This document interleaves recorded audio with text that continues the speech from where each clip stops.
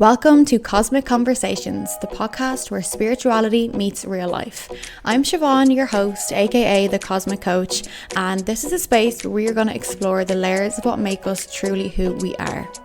There's going to be a series of solo episodes along with some incredible guests, a space where we can truly discuss the universe within us all.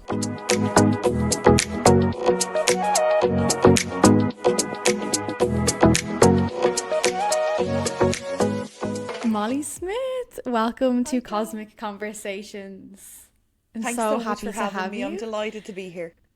Oh, thank you. I remember the first time I ever saw you was a few months ago at an event, and you were giving a talk on self-love and confidence and inner child healing. And I remember something, you were amazing, but something that really stuck with me was the advice that you gave to everyone in the room. And it was about love songs. And it was about how we always hear a love song and we often think of someone in our life that's like a love interest or a romance, and we sing it about them. But you told us to sing it about ourselves. Yeah. And I just want to tell you that ever since you said that, it's something that's really stuck with me, and I've always kind of adapted it now into my own self-love ritual. So thank you for that, by the way. You're And I so just knew welcome. ever Good since for you. then, I was like, thank you. I was just like, I knew since then, I was like, this girl is amazing. I need to talk to her. I need to get to know her more. So I'm so, so grateful to have you on the Cosmic Conversations podcast.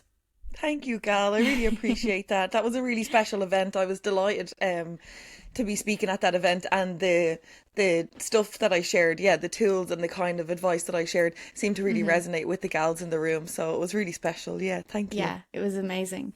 But I suppose to get us started, would you like to just tell everyone who you are, where you came from, and a little bit about you?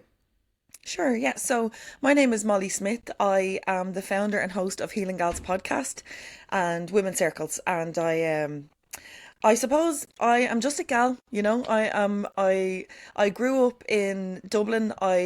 We moved around a bit. I had kind of I kind of was very familiar with chaos in my life, you know, and as a result, I had many life experiences that I would rather I didn't, and just I kind of as I got into maybe in and around 2018, it all just kind of came to a head for me, you know, and I just started really working on myself and healing, and then when I started to see the results from like taking care of myself and looking after my inner child and working on myself and prioritizing myself, I and how good I felt in myself, I just thought the gals have to know about this. Like this, how are we all walking around here hating ourselves? Like no, I can't have it. So I started Healing Gals podcast and Women's Circles, and now it's my mission to support.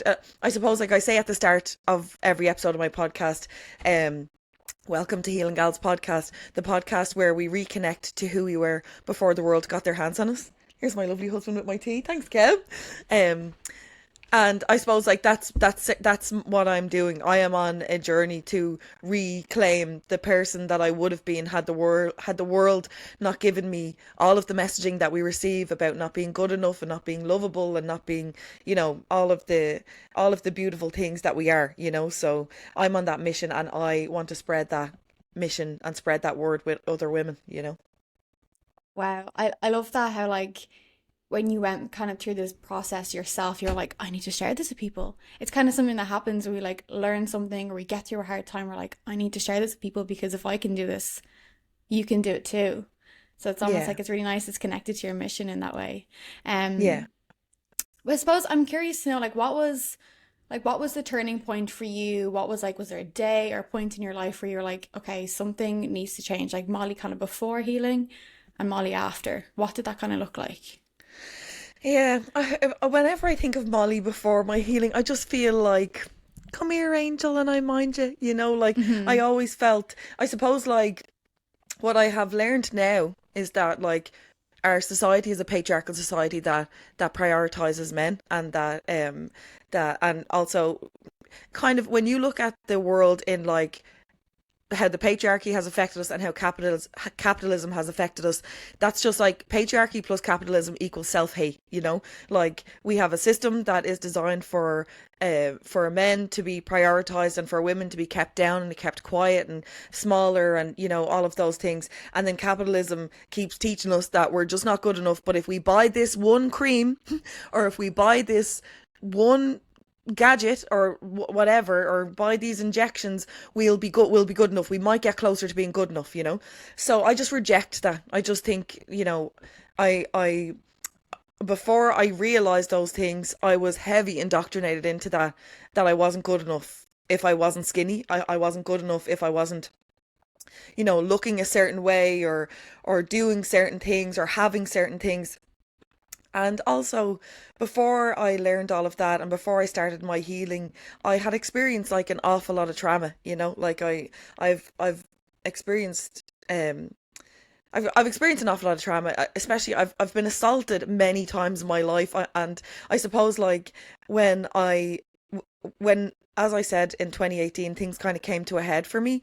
I just kind of I was just, I reached a breaking point and I was just a very sad, very confused, very confused. Like in all my relationships, I was confused. Like the world tells you that, like family is unconditional love, but that wasn't my experience. That isn't my experience, Um, and, rom-coms will tell you that, like, men who love bomb, like there's so much love bombing in rom-coms, but we romanticize it, So then we go out seeking for that kind of love where like everything is so intense and so crazy. And you just end up like really confused. Well, certainly for me, I ended up very confused in my relationships and just not knowing anywhere where I stood.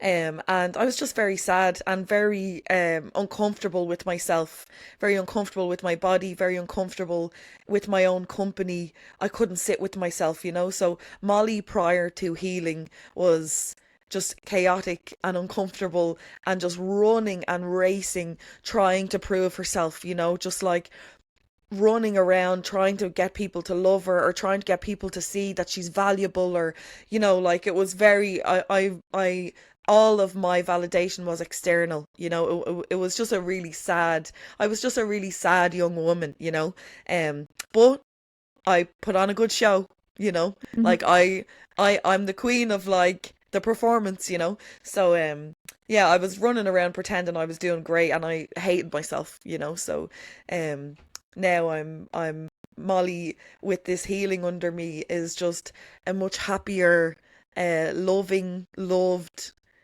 worthy, valuable angel who deserves to only go into rooms where she's safe and considered. And yeah, I have I have an to say that my life is night and day. I couldn't even, we wouldn't even have enough time to tell you how amazing it is now. Wow. Wow. Thank you for sharing that. I was thinking there as you were talking about, Molly before and Molly after. And I think it's very much so like maybe isn't even an after, because it's very much a journey that continues and continues and Correct. continues and evolves. Um, but I was wondering, like, what was like the first step, like that moment where you're like, okay, something needs to change. Like, was it going to a therapist, or was it maybe, talking to someone? What did that kind of first step look like for you? Maybe for someone who feels like they're still in that place of doom and gloom, looking for that outside validation. Therapy, yeah, Hmm. 100%. Go to therapy. Like I would say, so the number one thing that I speak about, Siobhan, is messaging, Hmm. like healing and messaging. Like go to therapy and just start unpacking, there, we don't come through life unscathed, um my therapist, if you listen to the podcast, I speak about Rhonda all the time, our Yeah. queen. She's like the Beyonce of for us, I like love she's that. just so cool. She's taught me so much. But Rhonda speaks about like, say if like your trauma, like if you have experience trauma, it's like a Coke bottle, there's a bit of Coke in it. You experience this negative, you have this negative experience, or you have this traumatizing experience, and depending on how intense the trauma was, it will depend on how much Coke is in the bottle, so Hmm. every time something kind of traumatic happens or something difficult happens, another another bit of Coke is added into the bottle. And every time you go to therapy and you unpack that, you pour that out of the bottle, because every so often a Mentos will come along. And I don't know if you've ever seen a Yeah, Mentos sweet go into a bottle of like the Coke. school There's an experiment. explosion, yeah. So a life event will come along that will just rock your world. Somebody that you love will die, or somebody, and if you have been processing your trauma or your negative experiences as you go along, there'll only be a small bit of Coke in the bottle, and the Mentos will come, and there won't be such a big mess. You'll be able to handle things much easier. The cleanup won't be as dramatic. However, if you don't ever go to therapy, this is my belief, and this is kind of what I've learned about myself. If you don't ever go to therapy and you have had, difficult experiences, your Coke bottle is so full that when that life event comes, the Mentos, that comes, the shit's gonna be everywhere. It's gonna Yeah. be all over the walls. It's gonna be all over the carpet. It's gonna go down behind the bed. It's gonna be everywhere. It's gonna be very, very difficult to clean that up. Whereas Hmm. for me, going to therapy was the process of starting to pour. I was so compressed. Like, if you think of a bottle of Coke that was just with the lid on, that was shook, that was me.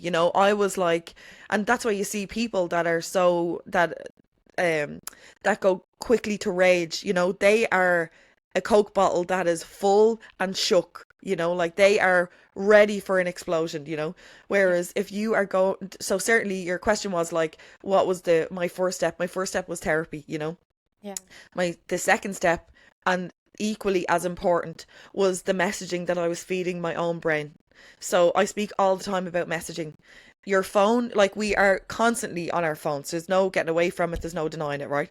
Um, the messaging that you give your brain through your phone, through the telly, through the people around you, through the education system, through like walking out in the world, seeing ads on the side of the road, all that stuff. All those messages go into your brain. Your subconscious is working all the time. Your conscious brain is only 10%. Your subconscious is just constantly on record, taking in messaging, taking in messaging. And if you are in groups of people that, like, let's say for example, are constantly talking about like diets and trying to look skinnier and trying to, your brain is constantly getting the message that your body's not good enough exactly as it is, constantly, constantly, constantly.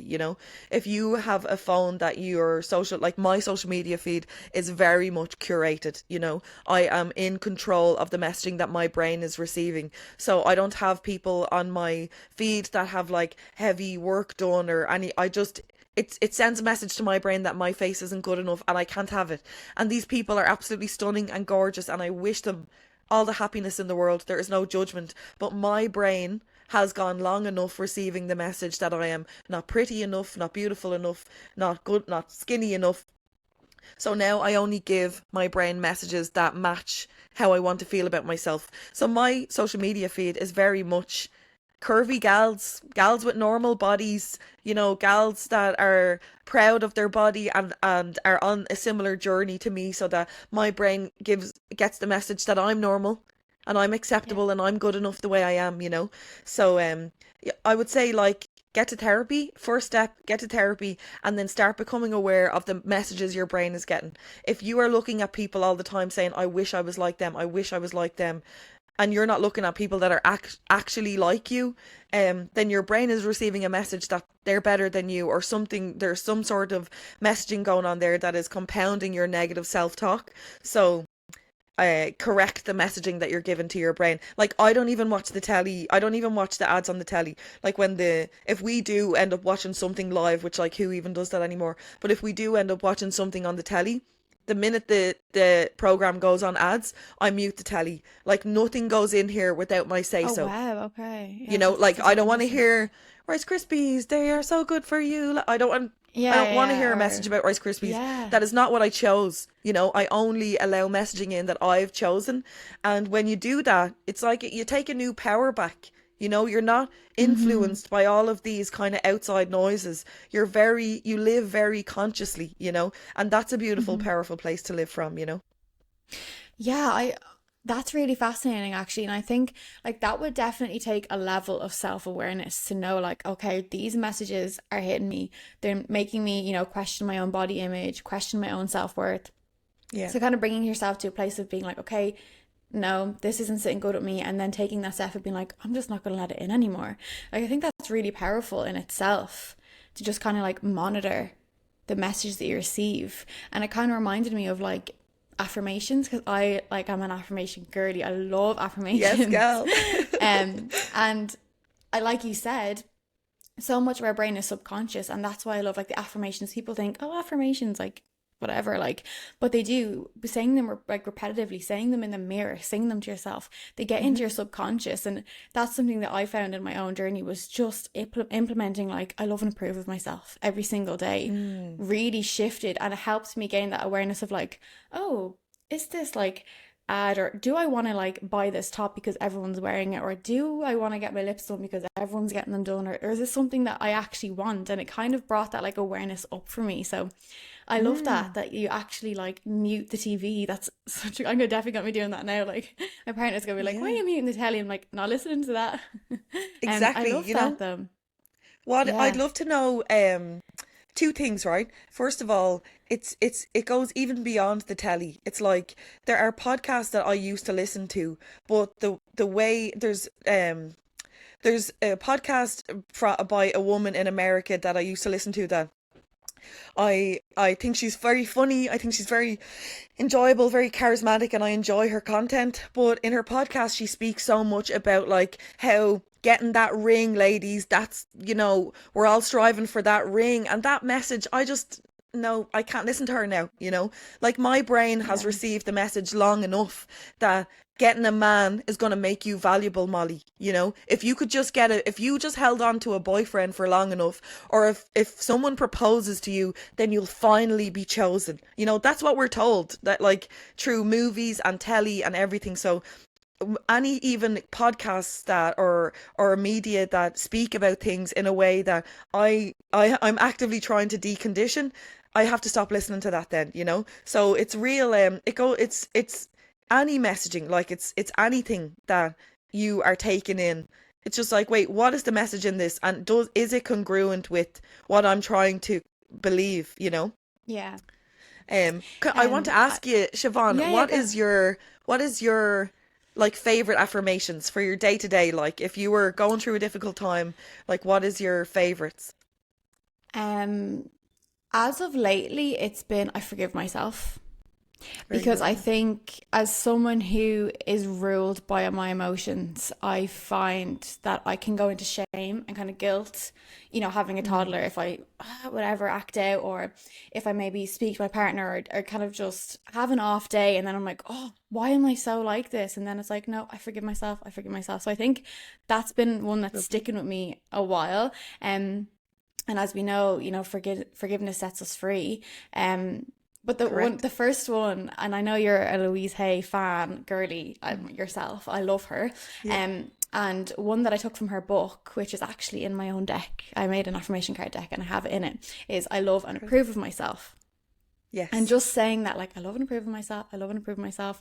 I love to say that, like, I say it a lot, to be honest. And one actually that I like to say, like if you're, I don't know, maybe people relate to this, but if you're like walking around, actually, I was just on holidays, like if you're walking around the pool or something and you feel like, oh, is everyone looking at me? And sometimes that little self conscious voice will come in and be like, oh, like suck your Yeah. belly in, blah, blah, blah, blah, Hmm. make sure you look okay. And what I've been kind of saying to myself instead is, no, power and grace, power and grace. And it was something that actually my teacher taught me in my coaching course. And it's not so much like I have power over all of you. It's like, no, I have power. I'm in control of myself. I'm powerful and I'm graceful. So I'm just like power and grace. Yeah. And I find that one really helps me to kind of like get me out of my head of like the self-conscious thoughts and just actually focus on telling myself something nice. So yeah, the Mm. forgiveness one, I love and approve of myself, is a really good one. And power and grace, when I'm walking, when I'm going anywhere. If you see me out, you'll be like, she's saying power and grace to herself. I know Yes. she is. The next time I see you, if I see you at an event, I'm just going to be like, power and grace, girl. Power and Yes. grace. Love it. I love it. But that's the thing. I like the power of affirmations. They really have changed my life. Um, Yeah. and I wanted to ask you, when we're talking about the subliminal messaging and being conscious of what is coming into your mind and not letting it having kind of like that authority over what is going to have influence over you. Um, what do you listen to then? Oh, gal. So I listened to Ianla Van Zant. I speak about that queen all the time. She is an Hmm. incredible woman from America. She was on Oprah Winfrey's show like back in the day, you know. She was like the relationship and um like the relationship coach or the love coach or whatever on Oprah's show. And then she went on, wrote loads of books, and she had her own show called Ianla Fix My Life.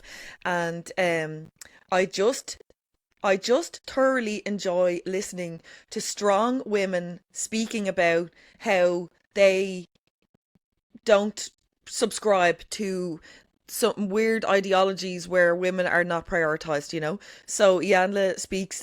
I learned so much from her. Like that woman is like one of my just absolute idols, you know. Like if I was to meet her, like I just think I would die. I would love to meet her and just tell her like the differences that she's made in my life, you know. Like she really, I always felt like such a strong person, but I felt like I was just too much all the time, you know. Like everybody, everywhere I went, I just felt people were just like, Molly, fucking take it down, you know. Like I always felt like I was just too much.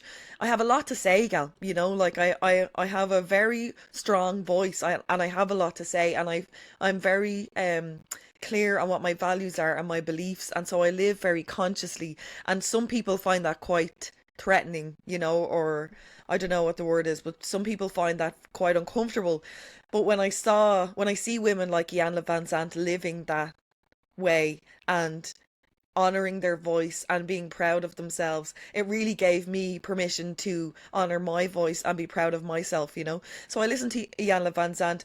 Chelsea Handler, I love Chelsea Handler. She is just, I love how she speaks about um just not giving a fuck. I just love I listen to women who just don't give a shit. They don't Yeah. care. They're not like trying out to please anyone or to meet some sort of standard that some weird guy in an office somewhere has set for women by with, you know, whatever standards are out there these days. Those are the kind of women that I listen to. I listen to a lot of audio books by women. Do you know have you heard of Drew Afualo? No. When you see her, gal, you're gonna know her. Actually, I'm just gonna get you a photo of I her because probably, yeah. you're gonna Oh go, my God, oh yeah. yeah. This will take me 2 seconds. No, it's grand. I feel like I'm learning so much from you. I'm going to be going off this and like researching all these people. Oh, I do recognize her. Yeah, so she's like an Yeah, she's American beautiful. kind of presenter, commentator, etc. And she has a book called Loud. Mm-hmm. Get it, listen to it. Okay. It's incredible. If you're on a journey of like trying to just release all of the strange expectations that have been put onto us as women, read that book. It's incredible. Or listen Yeah. to it. I listen to it on Audible, and just like it's just incredible. She teaches. I've learned a lot from her, and just like living your truest, authentic self, and not caring what all the noise says, you know. So I love Yeah. listening to strong women like them, particularly black women. Like I think we have a lot to learn from black women. They have had experiences that we will never understand, you know, and Mm-hmm. the strength that they have and the adversity that they have had to come to overcome. I just find that very inspiring, and Mm-hmm. I find their voices to be very authentic and very powerful, and I love them, you know. So yeah, a lot of my feed is strong black women, and Yeah. I'm here for that all day, you know. I love that. It's such an empowering list of people, I think. And it's interesting as I was asking you, like, oh, what do you listen to? And I think, like you mentioned, their books. Like, I think the power of books too. I had like this realization a few months ago, and I was like, oh my God, like, there's so many books in the world. So it's just information sitting there waiting for us to like Yes. read it. And although self-help books, sometimes you need your little break from them. They as well, like on my own journey, have really helped. So even if like someone, let's say, didn't have the money for therapy or counseling or coaching or whatever, like Hmm. self-help books, just there's so many incredible ones. I love You Can Heal Your Life. That was like the point for me that kind of set off then, The Power Now and A New Earth, all of those then I read afterwards. Yeah. But I love the power of a good book and sitting there and kind of sitting with the information and being like, wow. Yeah. Um, but speaking of You Can Hear Your Life, and I know you're someone who's very much around like you're centered around self-love, and I Yes. can see that and I can feel that from you, and you're unapologetically you, even as you're speaking. It's like it's so refreshing to be around someone who's like so authentic, like so Thank you, just Cal. naturally themselves. um but I suppose, like, in your own experience, what is self-love to you? Oh, self-love. Even when you ask me that question, it makes me so emotional, like Mm-hmm. I suppose, like, I think because we have grown up in a patriarchal society, I think it's something that every woman can relate to. I have yet to meet somebody who doesn't reject some part of themselves. For me personally, I rejected every part of myself, from my hair to my body to my face to my nose, my hands. Like, I have old lady hands. Like, my mom has, I have the exact same hands as my mom. These hands have been 90 years old since I came out of the womb. There's nothing I can do about them. But now I've learned to love them. Oh. I suppose, like, for me, self-love is about learning all the different parts of yourself that you've been rejecting. So, Mm-hmm. and just pouring love into that area, whether that's in your body or whether that's in your personality. Like, let's say if you there's a few different examples I could give you on how I've worked on my own self-love, and it's just one little job at a time. I think there might be like some misconceptions out there about, like, just accept yourself, and it's a lot more practical than that, Siobhan, in my opinion. Like, for me, any part of myself that I was rejecting, I had to actively work on that. And it's conditioning. Like, we have been conditioned into our current belief system. So whatever your belief system is now, it's a result of the conditioning that you've received thus far in your life. Okay? The conditioning that I received led me to have a belief system that I wasn't lovable, I wasn't good enough, my voice was too crass or too harsh or too strong, my body wasn't the right shape, my hair is not the right color. My whole life, people have just. Have you seen the trend on TikTok about gingers becoming black people now? Yeah, I've seen that actually. What's that all about? I'll tell you about that in a sec. But basically, like, Okay. we'll talk about it. It's so funny, Yeah. gal. Yeah. So I suppose, like, in terms of self love, I have learned just how to condition myself into loving that part of myself again. So I wrote a poem one time called "Look at Her" because I just would never look at myself. When I would walk past, in a shopping centre with the big windows, your reflection is as clear as though it's a mirror. I would just keep walking and not look.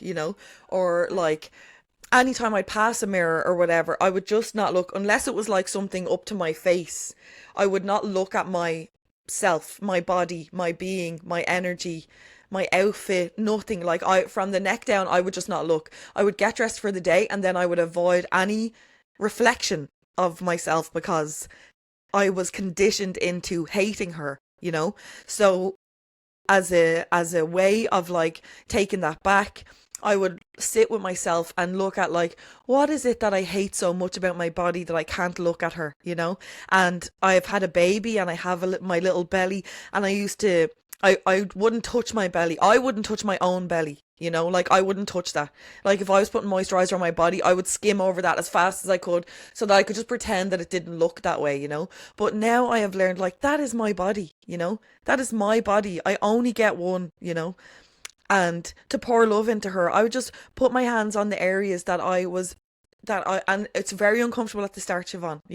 I'm not saying that this is like, just love it, just touch it and love it. And it's very uncomfortable at the start. There's a lot of tears. There's a lot of, like, oh God, this is so uncomfortable, or oh God, I wish it looked different, or oh God, I wish this, or I wish that.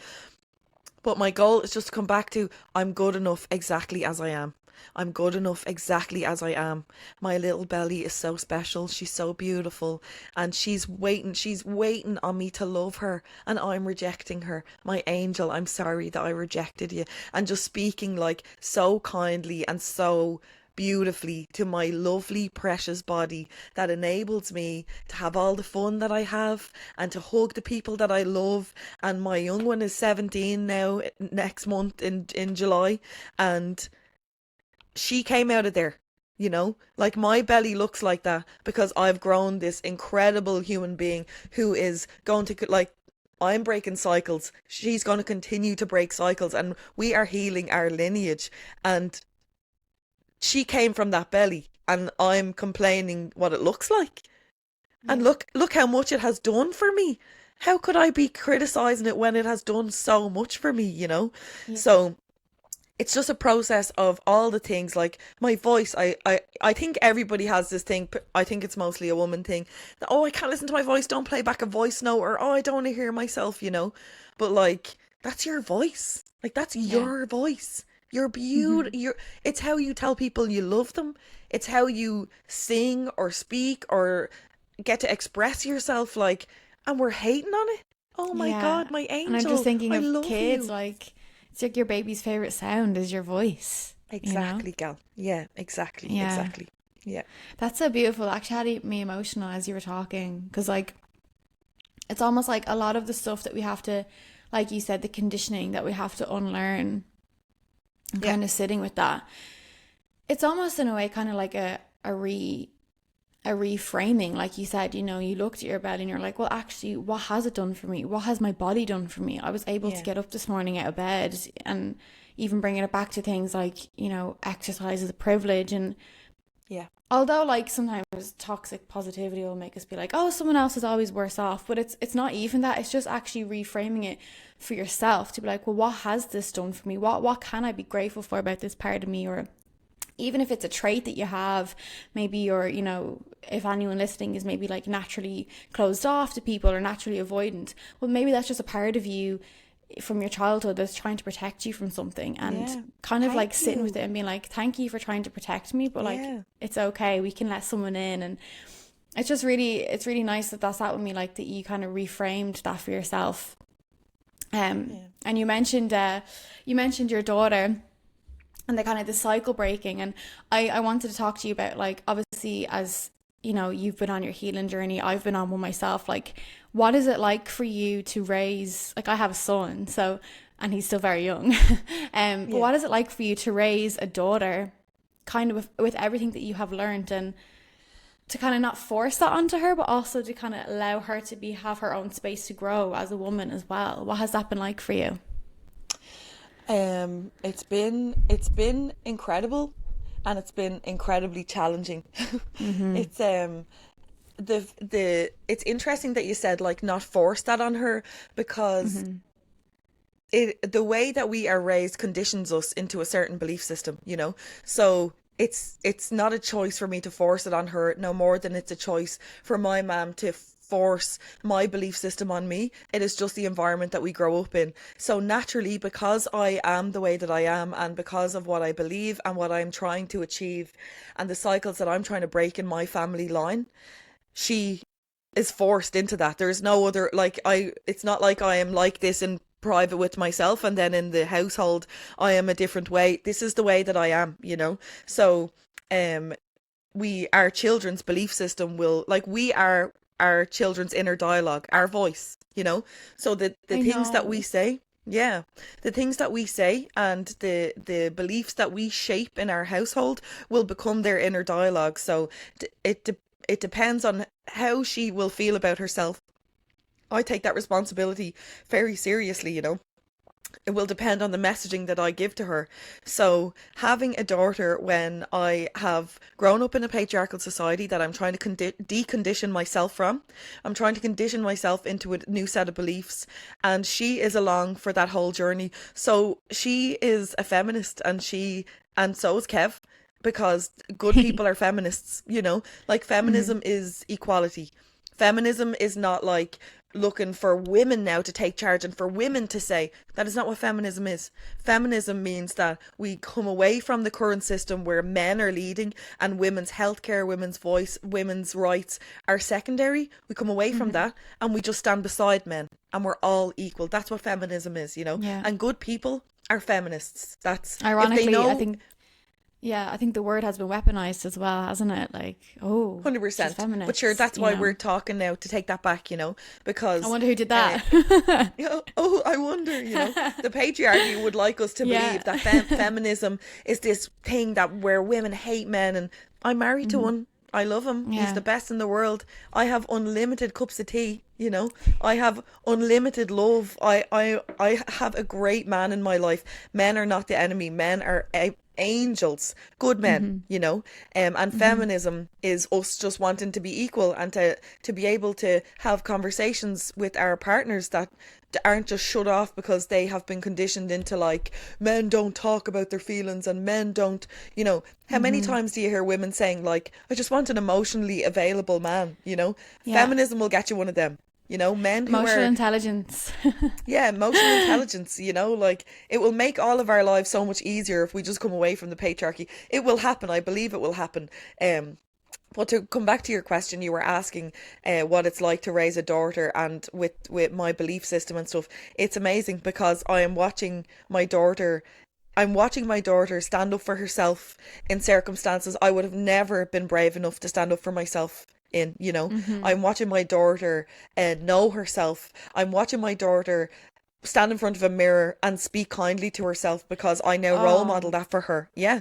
So that is like beautiful. whenever yeah, it's so beautiful, gal. Like whenever me and Brooke are out and about, if we pass a mirror, I say, look at them two little models, and she'll come behind me and say, oh, would you look at us? And we have a little laugh and we have a little look, and then we might take a picture and then we'll keep it moving. But we don't pass a mirror without saying something kind to ourselves because we deserve to feel that way about ourselves. And she deserves to grow up in a world where she is receiving messaging that she is beautiful and valuable and intelligent and competent and well able for anything that a man can do. She's fucking well able. And she has that Yeah. belief system. Like, you should hear the way that she speaks about herself. I always say to Brooke, like, I obviously have to respect her boundaries and I have to respect her childhood, but like, I would love if I could bring her to things like this with me, and that we could involve her in this discussion, and she could say, like, this is how I feel about myself and this is what I Yeah. do to mind my, like, we're heavy on Yeah. self-love in this house. Mel Robbins actually did that with her son. She did a podcast with him on how he loves himself. And Mm, it was so fascinating to listen to someone so young have such like a healthy inner monologue, like that messaging that you're talking about. yeah. So you never know, maybe Brooke will discover her own niche and maybe she will go on to Healing Gals one day. I'll definitely listen to it if she ever I hope does. she does. I hope she does. Yeah. Yeah. But that actually got me emotional though because it was so lovely like to hear you talk about like the responsibility of raising someone and Yeah. like their own messaging, and it reminded me of like how even like I talk to my son, like I'm always like to him, you're so beautiful, like, oh, you're just the most beautiful boy in the whole world. And then I kind of like said to myself, oh, like he's so beautiful. I'm always saying he's so beautiful. So now I'm like, oh, you're so brave. Like you're so Mm, kind. You're so clever. Like trying to like not just base it off of his own looks as well. yeah. So it's kind of like, and even as you were talking about, when you walk past the mirror, like the mirrors in the shop and the kind of the windows, and you're like, hey, girls, yourselves, Yeah. like it kind of made me emotional because it's like you said, everything in our subconscious is learned. And it kind of made me think of like my own mom and like, oh, like that's just how she was. Like maybe Yeah. she had all of this, like, self image and didn't speak kindly to herself. And so we just kind of, like you said, just kind of raise the next generation doing what we can, doing our best. And so now as like a cycle breaker, we kind of come out of that. We're like, okay, I'm going to consciously show her this is how she should look at herself, or I want her to look at herself this way. So I'm excited to see what that next generation will bring up then for like their kids. And like it's such a lovely gift to like give, I think, like just self-awareness, but also like it's our responsibility to heal, but it's also a gift to the people around us too. So it's like it Yeah. ripples. It definitely ripples. for It sure. definitely does. It's our responsibility, but it's also our privilege, you know? Like when Yeah. I think of the older generation, like my mom and stuff, like they had a very, like they at least this is available to us, you know? And like I Hmm. speak about the difficult experiences that I've had growing up, but I have had nothing compared to the life that my mom had, you know? And she did better than her mom, and now I'm doing better than her. So like Yeah. being a cycle breaker, I think at one stage I was arrogant and thought that I am the cycle breaker, but actually the generation before me was doing the best that they could with the tools that they had at the time, you know? So Yeah. it's a real it's an important thing to say, you know, they didn't have this kind of language, they didn't have this Hmm. kind of soft life to be able to explore their femininity or, you know, explore their healing. They didn't have that, you know. So Yeah. we can only do the best that we can with the tools that we have at the time. That's self-compassion, you know. Yeah. Yeah, it's so important to note that it is definitely different. And like even with counseling now, you can say, "Oh, I've got counseling this evening," and people won't like majority of people won't spin their heads and look at you because it's kind of become more like accepted now that working on yourself is kind of the next thing. Yeah. But it kind of gave me an image there as you were talking about like your mom and her line, like that as like cycle breakers, it doesn't have to just break forward, it can break backwards. So like as maybe you or I work through things, Yeah. it might ripple back to our own moms as well, which is lovely. It's not just moving forward for the children that are coming after us. So I just thought that was a really nice image as you were talking there. I was like, wow, it can break in all directions. Yeah, Um, and it does, you know. I've seen it in yeah, my family. There's a lot of dysfunction in my family, and that's nobody's fault that's alive right now. Do you know? Like anyone that's yeah, alive right now is not to blame for the dysfunction that's currently in your family line. That's from way yeah, back, you know, and that's from abuse and trauma that happened way back. So I'm healing and doing all this work on myself, and I can see it rippling through Brooke in the future generation, and I can yeah, see it rippling back. Like I can see my mom starting to heal, and like we've had a difficult relationship for a while now, but I can see a change, you know. So yeah, I have faith that if I just continue on the journey that I'm on, that it'll continue to have positive implications backwards and forwards, you know. yeah, yeah. Yeah. That's so fascinating. What is like in terms of like that healing and it kind of rippling out? What is something that like you wish women knew more about, like healing in itself, like going on a healing journey? I wish women knew more about their value. We have an Mm-hmm. inherent value that we don't realize. Like it's like what I said at the start of this episode. Like when I realized after I had done a bit of work on myself and I started to feel differently about myself. I was just like, oh my God, the women that we they need to know about this. Like this is like because I had been feeling so bad about myself and I felt so so unworthy of love and I felt so unlovable that when I started to see my worth, I couldn't believe it, Siobhan. Like, and that might sound for people who don't haven't had the experiences that I've had maybe or maybe can't relate to this feeling, like good for you. I'm so thrilled for you. Like genuinely, I it's all I want is for women to know how valuable they are and how special and important they are because your life changes when you treat yourself as such, you know? So good for you. Yeah, But for women who can relate to what I'm saying, when I realized that I have been valuable this whole time, I just didn't know what my value system was. Oh my God. So it's when like, I learned whoa, it's this has whoa, been and here it's all such a along. it's been here all along. I'm valuable Yeah. because I breathe. I'm not valuable Mm-hmm. because I paint people's houses or like you want to see what I was Siobhan, I was exhausted. I would like be working full time, raising my child in college. Then I'd be like painting people's houses on the weekends. Like it was like little Molly, like younger Molly was just running around saying, love me, love me. Maybe if I work hard enough, you'll love me. Maybe if I do all these jobs, you'll finally think that I'm valuable. Maybe this, maybe that. And I was going around with that inherent value in me the whole time, and I just didn't know it, you know? Yeah. So what I've learned and what I wish women knew was what are your values? So Yeah. when you know what your values are, your core values, and you honor them, everything will change. Mm-hmm. So your core values have to be given and received in equal measure. Okay? So if your values are like, say, my one of my highest values is respect. Okay? So I have to behave in a way that is respectful to everyone that I interact with, and I expect that I will receive the same back from everyone that I interact with. If at any point they don't match, I will leave the situation. That doesn't mean that you have to end your relationship. It might mean the end of your relationship, but that just means that you have to take yourself away and decide, what am I going to do now that I know that my respect is not being given and received in equal measure in this space? Do I set a boundary? Do I leave the space for good? Do I, like, what action am I going to take to rectify that? Because respect must be given and received in equal measure. Safety. I will behave in a safe manner with everyone around me, and I expect now that everyone around me will behave in a safe manner with me. If at any point unsafety enters the group chat, I leave. And then I decide what action I am going to take that will return me to absolute safety.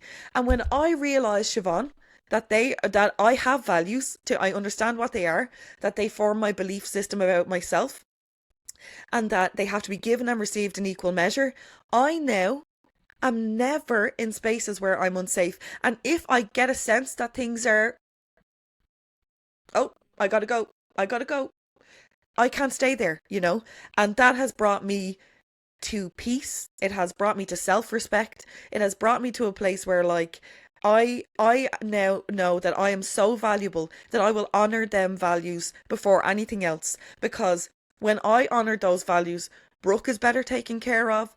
My my sense of self is better. My aura is cleaner. I feel lighter. I feel happier. I feel more content. When those values are not present, like, let's say I'm going about my day and I receive like a really disrespectful message from somebody, or whatever. What is that beeping, girl? Can you I hear don't that? know. Yeah. I pause for one. Actually, I'll just leave it running. I'll just go and check. No, close it.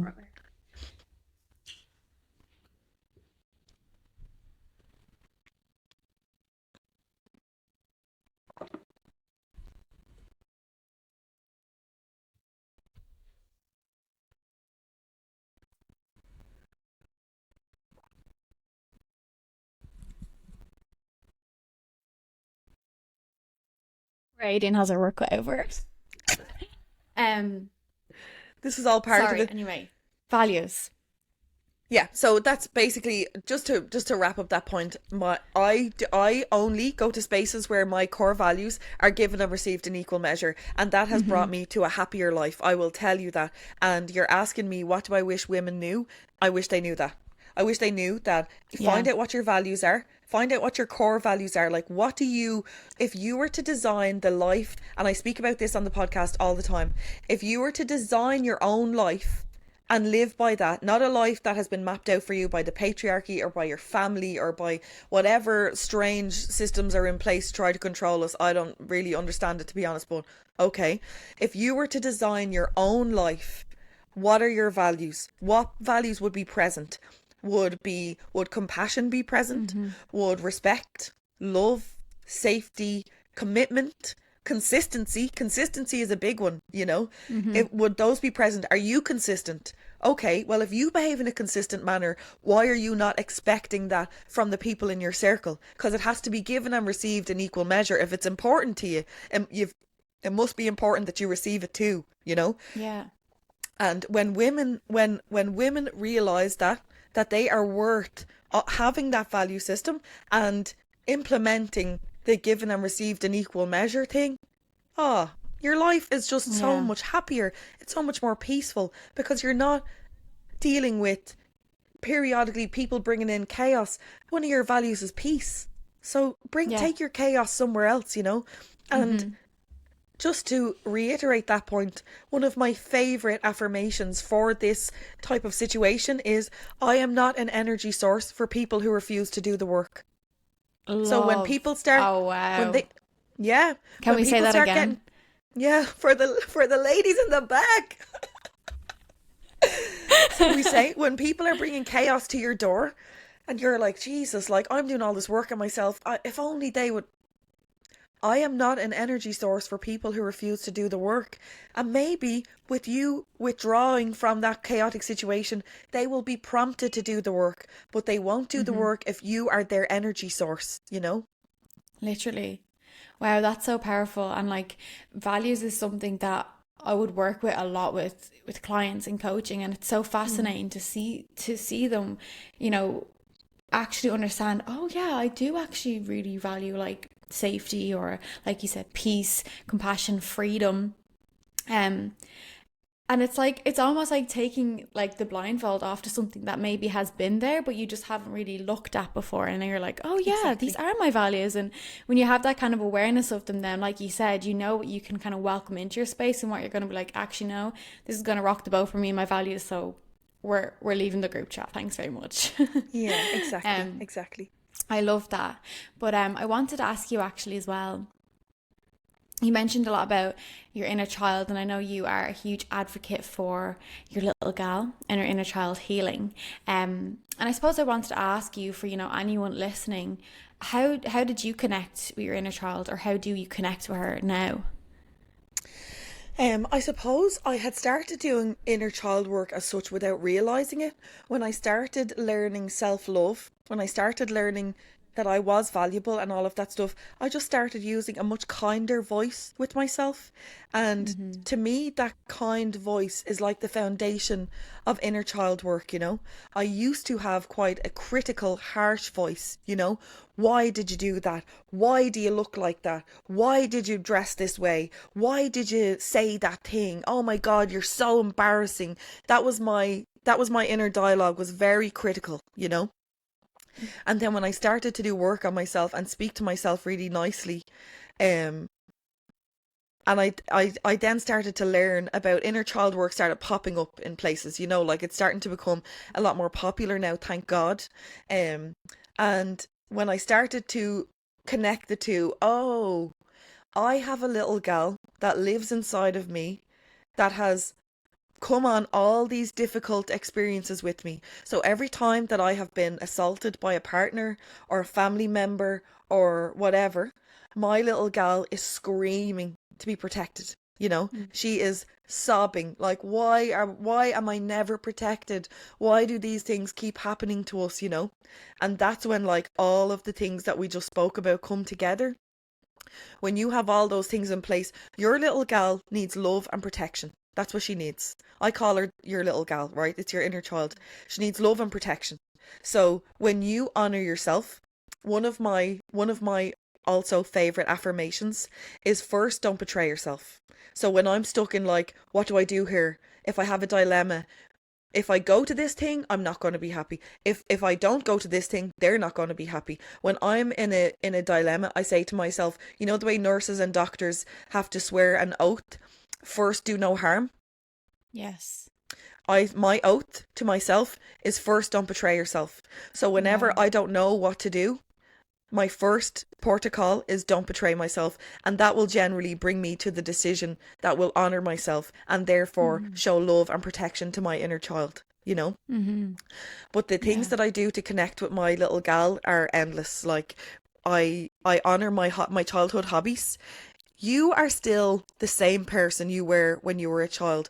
I used to think that um we grow up and then that younger version of us is kind of like, she didn't even know what she was saying. Do you know what I Didn't mean? Like exist. Yeah. I used to think about my younger self as like somebody who didn't know what she was saying, didn't know what she was doing, and isn't important. That's the way I used to think about my younger self. But now Mm-hmm. I know that that little gal, I am that little gal. She is in me. Yeah. I am just an older version and I have had more life experiences, but that little gal is in me. She still loves horse riding. She still loves rollerblading. She loves play. She loves messing. Like, she Mm-hmm. loves messing. So I make sure that I have horse riding, rollerblading, play, and messing in every day, something in all of my days, because Oh, I that's what love I that. enjoy, So whenever I honor that and I do those things that she likes, she's inside me and she's just like, oh, she's listening to me and she loves me. Like Yeah. that's what she is saying to me, you know. I can see that you're listening to me and you love me. Thank you for loving me. You know, that's what my inner child says to me, you know. On times that I have difficult times, I might need some real minding, you know. So I would highly recommend this as well. I have a Molly Dolly. So this is my Molly Dolly. Oh. She's my little angel. We got her when Brooke was small. My sister and my mom went to New York and they went to like a Build-A-Bear thing over in New York, and they Oh. brought home this doll for my daughter because she looks like me. And Yeah. when my daughter was 6 weeks old, I started my degree because I was determined for us to have a better life. So Molly Dolly used to mind Brooke while I was in college, you know. Oh wow. So yeah, so now I have Molly Dolly. I mind her now. Me and Brooke take turns. Sometimes she has a sleepover in Brooke's room. Sometimes she has a sleepover in my Oh, room. Yeah, and Brooke I has a love little that. Brooke. Brooke has a doll that's little Brooke, and we mind them. We talk to them, and we say, "What's wrong with you, my little angel? Are you okay?" And we just speak so nicely to them. And sometimes, Yeah. like if I'm having a particularly bad day or whatever, I have a blanket that I love. I got a gorgeous blanket in TK Maxx one time. It's the softest, most gorgeous, huge, fluffy blanket. It's on the end of my bed there, and I just wrap the two of us up in that, and I put on a movie that we liked from when we were younger, or Juno. I love that movie Juno. Have you ever seen Yeah. that? Yeah. Yeah, so Classic. we'll watch a classic, yeah. So we'll watch a movie that we really like, or but I'm always making sure that she is cared for and that I speak very kindly to her. And when I'm giving that love to her, it's just a more tangible way of giving it to myself, you know. That's Um beautiful. Yeah. yeah, so I would say inner child work is really like it is the way that I have brought like more love and softness into my life is by Mm-hmm. doing inner child work. And it is not something that I view as something that I do for 1 hour a week. It's something that I do in my everyday life, and every day Mm-hmm. it looks differently. But as long as I am engaging in play is very important to me. And my I'm married to a fabulous man now, and we play cards like all the time. We play cards, we play frustration, we play 30 seconds, we play tension, like we play board games and have fun, and we dance, and like there's so much play and love in my household.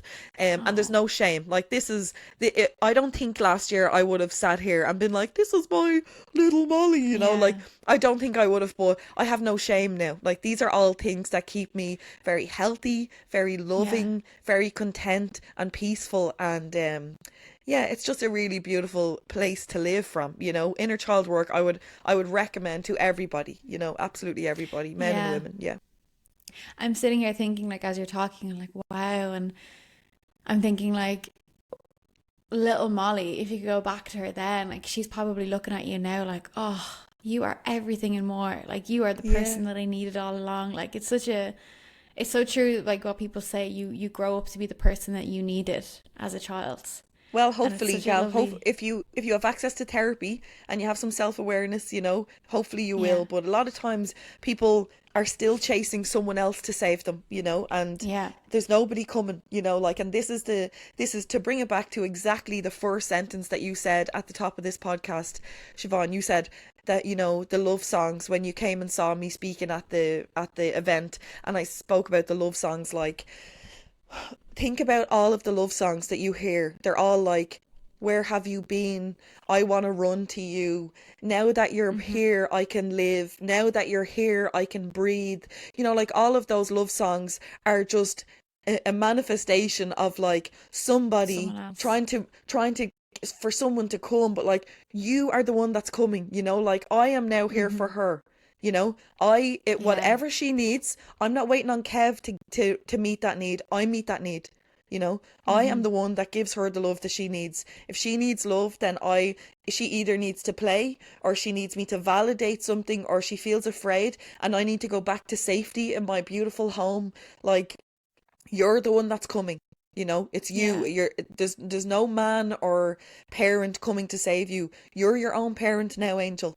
You know, and Yeah. you're well able. Like, it's so beautiful to give love to yourself and to take Yeah. care of yourself. It's very powerful because when you realize that you're the one that can meet your needs, you can't be stopped. Like there's you're no longer sitting crying waiting for someone else to come. You're already there. So meet that need and then move on with your day, you know, and you have the power to do that. And that has been very freeing. It's freedom, you know, that's freedom. Yeah. Yeah. It's kind of like it's like almost like the bad news is no one's coming to save you, but the good news is you get to save yourself. Yeah. And it's Yeah, almost exactly. like a, oh, and then I get to do this myself. Yeah. Um, and it's so lovely to just listen to you like talk about that and like the inner child work. And I remember like my first experience again with inner child healing would have been in counseling. And I Yeah. remember she would just ask me questions about, I would be, say, unpacking something that I was going through or like a trauma that I was trying to kind of navigate through. And she would ask me, you know, where is that and how old is that part of you? And then that's where the real answers came. So like, oh, maybe it was 7 or 12 or even 15 or 16. Because the inner teenager is there as well for me, as well as Yeah. the inner child. And that's kind of was my first step into connecting with the inner child. Um, and yeah, like it's just so fascinating to think that that version of us, like you said, still lives within us. We just grow up and all of a sudden tell ourselves, oh, well, I can't do that now because I'm an adult. But it's like, Yeah. but why can't you play? Why can't you do the things that you once enjoyed before? Um, and I think it's important for people to know, like inner child work, it can look different for everyone. Maybe sitting and connecting with that part of you in meditation is what works for you. Maybe having your little Molly dolly and having a movie night is what your inner child needs on that day. So it's like maybe for anyone who is like inner child work, what even is that? Where do I start? I think the first step is just the choice in wanting to do that and just acknowledging that they're there and that Yeah. they've always been there and that they need that. They need Mm. that kind of connection and reassurance. And like you said, we get to show up for ourselves. We get to save ourselves. Yeah. And it's a really nice, yeah, it's a really nice thing to think of. It's interesting that you just said that sometimes your inner teenager comes up as well, because I think that's really important that people know, like, so at different times, like, however you're behaving, when you're, before you heal, your inner child is running the show. So anytime anybody disrespects you or like cuts you off in a meeting and you feel that like sense of injustice and whatever, like that's your inner child being like, if you feel triggered in that way, that's your inner child being like, no one ever listens to us, like we're always put on the back burner, or like people always talk over us, like people don't take us seriously, you know. um and then when you start to work on yourself and you're in a meeting and someone speaks up for you and you get that feeling like no one ever listens to us, it's the work is like you saying to, I'm going to wait for this person to finish their point and then I'm going to advocate for us. We're okay, Angel, you know? And then say, excuse me, you interrupted me there. I'm just going to finish the point that I was making. And then you honor yourself by speaking up. Yeah. And then your little gal will be like, she's doing it for us, you know? And Yeah. also, at different times, your behavior might surprise you. Like, so recently my dad passed away. I didn't have a relationship with him. I met him a few times in my life. He was in my life for the first 2 years, and then he just one day disappeared. He never came back. Nobody knew what happened or whatever, and it turns out he moved to England and had started a new life, and he had other children over there then, and he stayed there, you know. And then I met him like twice then, like when I was like 12 and then when I was 16 or something like that. Um, and anyway, he's passed away, and I went to the funeral over in England and I met two new brothers that I didn't know that I had. I knew of one of them, but I didn't know that there was two of them, and you know, I didn't know them at all. I didn't even know their names really. So when I went over to Birmingham for the cremation, I was hanging around with these two lads and teenager Molly was here. Like it was Siobhan, it was the funniest thing. It was like teenager Molly wanted to play with her brothers that she didn't get to play with, you know? So we Oh, went wow.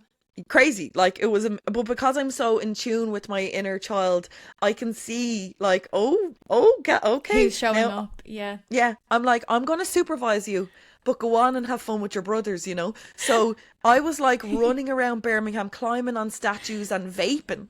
Like I've Oh my never vaped in God. my gal.